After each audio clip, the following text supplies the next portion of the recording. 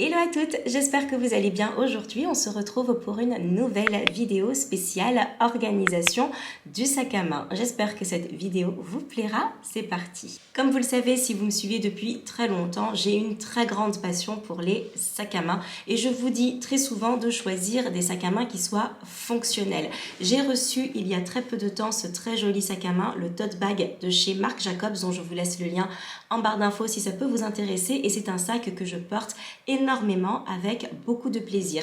Mais il s'agit d'un sac cabas, c'est-à-dire un sac qui soit assez grand comme ceci avec très peu de poches de rangement à l'intérieur. Il s'agit juste d'avoir ici deux poches plaquées et une très grande poche au milieu, ce qui fait que c'est très souvent le désordre et un petit peu le bazar.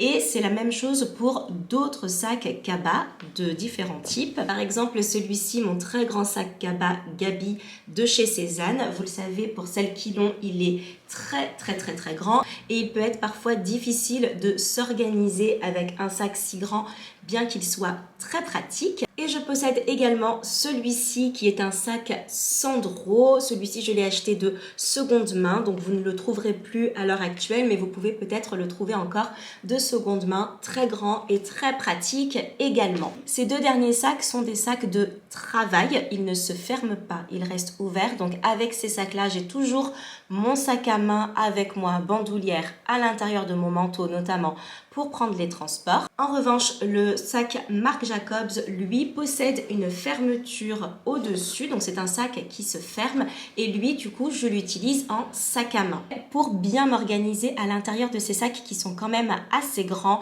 j'ai besoin de pouvoir retrouver lorsque j'en ai besoin mes clés, ma carte de transport, mon téléphone, le livre que je suis en train de lire, un carnet dans lequel je suis en train d'écrire, etc. Si mon sac est beaucoup trop grand et que je mets tout comme ça à l'intérieur, ça risque d'être assez compliqué. C'est la raison pour laquelle j'ai décidé d'investir dans un organisateur de sac. Maintenant, comment choisir son organisateur de sac? On a vu pour quel type de sac, notamment cabas, on pouvait utiliser un organisateur de sac.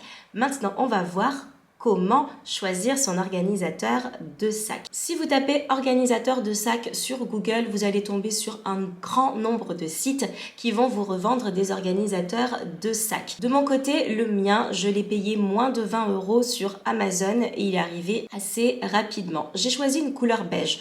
Pourquoi est-ce que j'ai choisi ce type de couleur?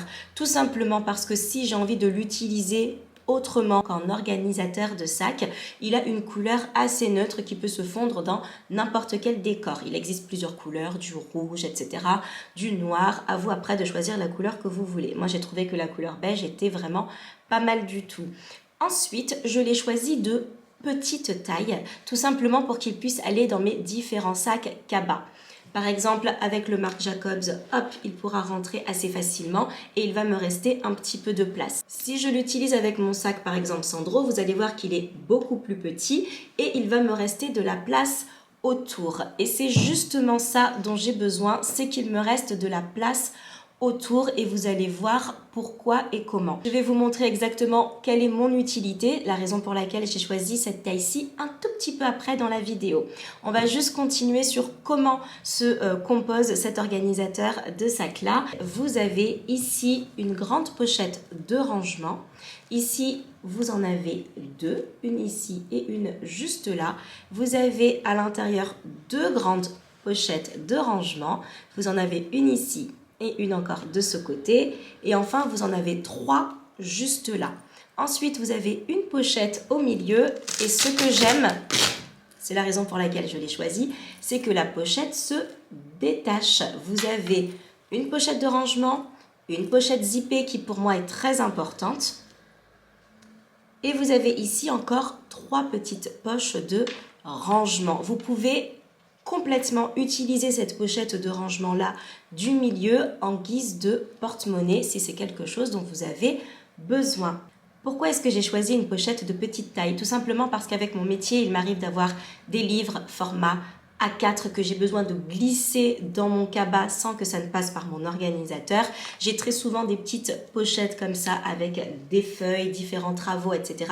que j'ai besoin de pouvoir glisser derrière, à l'intérieur de mon cabas, encore une fois, sans que ça ne vienne forcément se glisser dans mon organiseur. C'est la raison pour laquelle j'avais besoin d'un petit organiseur pour mon petit bazar de sac à main, sans que ça ne vienne empiéter finalement sur le travail dont j'ai besoin. Donc maintenant que je vous ai montré les sacs que j'utilisais, que je vous ai fait un petit tour de mon petit organiseur, on va venir ranger mon sac à main pour que vous puissiez voir à peu près comment est-ce que je m'organise. Petite vue de haut, vous avez à peu près ici tout ce qui constitue mon sac en règle générale. Je parle vraiment lorsque j'ai tout, lorsque je suis quand même assez chargée, notamment pour aller au travail, ce qui constitue quand même 4 jours sur 7 de ma semaine, soit en fait le plus grand nombre de jours de la semaine.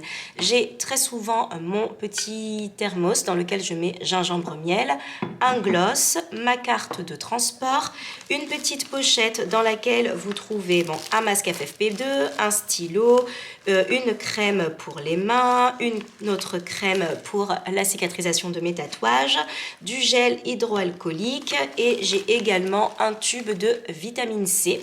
Donc voilà, ça c'est ma petite pochette à bobo entre guillemets que j'ai toujours avec moi lorsque je vais au travail. Une clé USB dans laquelle je glisse tout simplement les fichiers dont j'ai besoin. Mon portefeuille, il m'arrive de l'avoir en entier comme ça ou de n'avoir que l'intérieur. Celui-ci, vous le connaissez, je ne vais pas revenir dessus. Mes clés, forcément, mon téléphone, mon livre de lecture du moment, donc peu importe, en règle générale, ils ont tous ces formats-là. J'essaye d'acheter vraiment toujours ces formats-ci. Un cahier dans lequel je gribouille des petites idées de vidéos et autres. Et des pochettes en règle générale format A4 avec soit un travail que j'ai préparé, soit une pochette dans laquelle j'ai du découpage, etc. etc. Donc voilà, c'est vraiment en moyenne ce que j'ai dans mon sac. L'avantage d'avoir une pochette comme celle-ci, c'est qu'elle va venir déjà se glisser dans le sac à main et je vais pouvoir venir y ranger tout ce dont j'ai besoin de façon personnelle. Je vais peut-être avoir besoin de mon portefeuille. En général, mon portefeuille, je ne le mets dedans que lorsque je me sers de mon sac à main. Lorsque c'est mon sac de travail, mon portefeuille est dans mon sac à main que j'ai toujours en bandoulière. J'espère que c'est assez clair. Donc ce qu'il y a de bien, c'est que tout ce qui est très personnel, vous allez pouvoir venir le glisser dans la pochette qui se ferme. Et ça, c'est quand même assez important. Donc hop, vous glissez et là, vous pouvez tout simplement fermer cette pochette. Voilà, donc vous avez vraiment un format fermé. J'insiste que je laisse mon portefeuille ici parce que j'ai un cabas qui ferme. Mais c'est vraiment pas mal de pouvoir s'organiser ainsi de toute manière. Ensuite, le téléphone, vous pouvez le glisser par exemple ici sur la pochette de devant parce que ce sera vraiment très accessible pour vous. En général à l'extérieur, je viens glisser ma carte de métro parce que j'en ai toujours très souvent besoin et j'ai besoin qu'elle soit très facilement accessible. Il en va de même de ma clé USB que je vais glisser à l'extérieur vraiment hop juste ici. C'est à la verticale mon cahier, il est un petit peu grand en ce moment parce que j'ai beaucoup de choses à gribouiller mais voilà, si vous en avez un plus petit, c'est beaucoup mieux et je vais glisser mon livre de lecture également.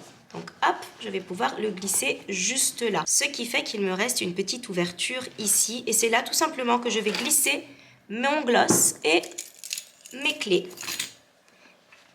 Et voilà comment tout est organisé. Maintenant, je vais pouvoir glisser à l'intérieur mon organiseur.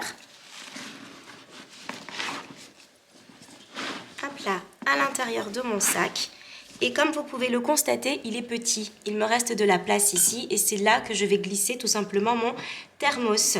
J'ai vraiment besoin que mon thermos ne soit pas rangé à l'intérieur de mes papiers, documents importants, téléphone, au cas où il aurait l'envie de se renverser si toutefois moi je l'aurais mal fermé. Enfin, il va me rester de la place format A4 pour tous les dossiers, papiers, etc. que je souhaite glisser à l'extérieur.